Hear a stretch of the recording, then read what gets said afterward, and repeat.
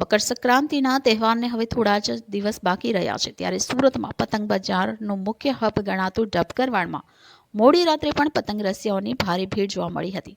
આ વર્ષે પતંગમાં 40% ભાવ વધારો થયો હોવાથી સુરતી લાલાઓ આ ભાવ વધારાની કોઈપણ જાતની અસર જોવા મળતી નથી અને આ વર્ષે પતંગમાં પણ અવનવી વેરાયટીઓ બજારમાં જોવા મળી રહી છે.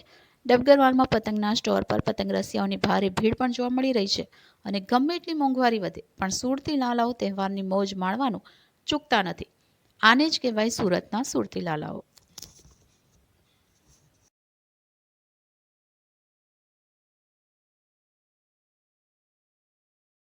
મારો ડબગરવાડમાં મારો પતંગનો સ્ટોલ લાગેલો છે.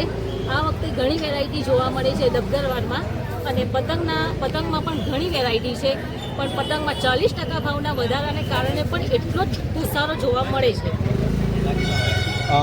પબ્લિક જે આવે છે અહીંયા પબ્લિકનો કેવી ક્રાઉડનું શું ક્રાઉડ તો સવારથી બહુ જ હોય છે.